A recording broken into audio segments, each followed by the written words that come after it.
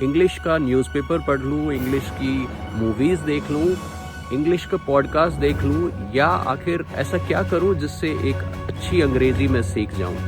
ऐसा ही क्वेश्चन हम में से लाखों लोगों के दिमाग में होता है जो इंग्लिश भाषा में थोड़े से कमज़ोर होते हैं और चाहते हैं कि अब एक अच्छी इंग्लिश बोलना उनको आ जाए। इसी टॉपिक के ऊपर आज बात करेंगे और मैं अखिल शर्मा आपको बताने वाला हूँ 5 ऐसे स्टेप्स जो आपको मदद करेंगे अंग्रेज़ी भाषा को सीखने में।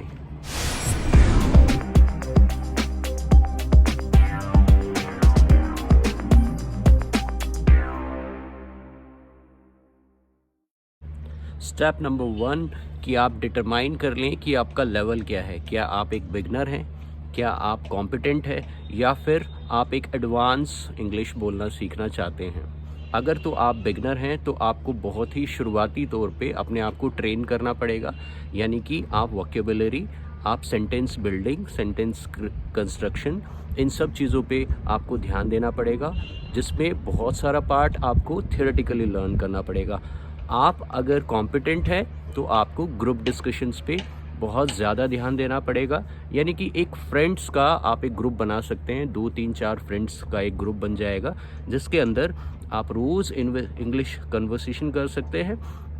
अगर आपके पास फ्रेंड्स नहीं हैं तो आप अपने लाइफ पार्टनर के साथ या फिर अपने स्पाउस के साथ भी ये एक ग्रुप डिस्कशन का पैटर्न तैयार कर सकते हैं। अगर आप एक एडवांस लर्नर हैं तो आपको वॉइस एंड एक्सेंट पे ध्यान देना पड़ेगा और वॉइस एंड एक्सेंट की ट्रेनिंग लेनी पड़ेगी।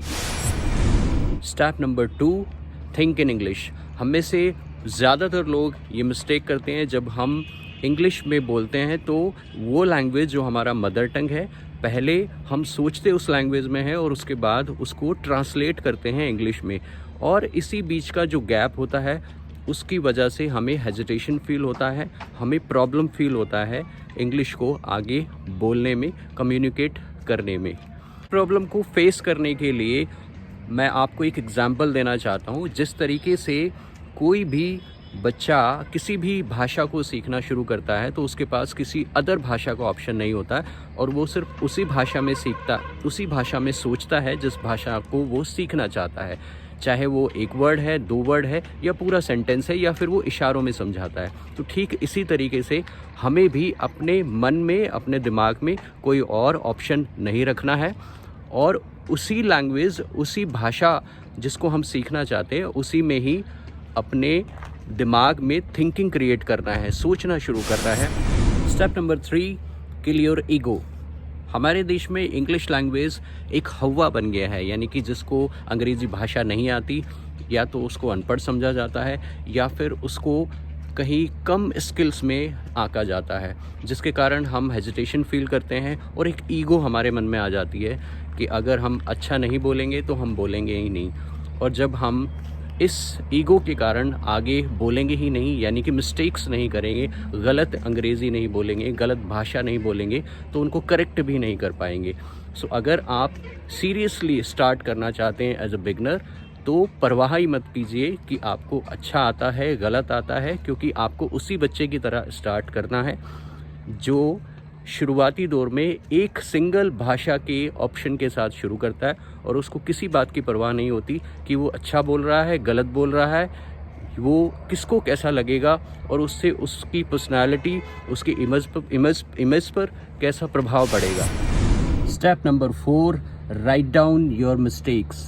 जब भी आप बोल रहे होते हैं तो आप अपनी हर एक मिस्टेक को किसी भी एक कॉपी पर नोट डाउन ज़रूर कर लें और उसके बाद उसको गूगल पर सर्च करके करेक्ट कर लें, और करेक्ट करने के बाद वही चीज़ अपने यूज़ में लाएं। जब आप बोलें तो उसको करेक्ट कर करके बोलें।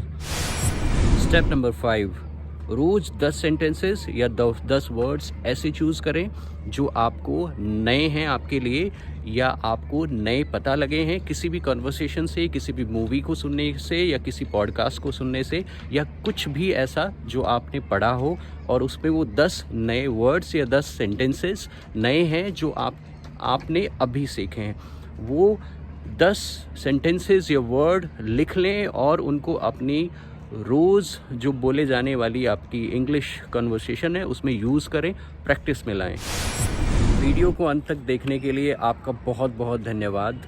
वीडियो को लाइक करके हमारा उत्साह बढ़ाएं ताकि और ज़्यादा हम इसी तरीके के प्रॉब्लमेटिक टॉपिक पर वीडियो बनाकर आप तक लाएं, और इस चैनल को सब्सक्राइब भी कर लें जिससे आपको आने वाली वीडियोस के नोटिफिकेशंस एडवांस में मिल जाए।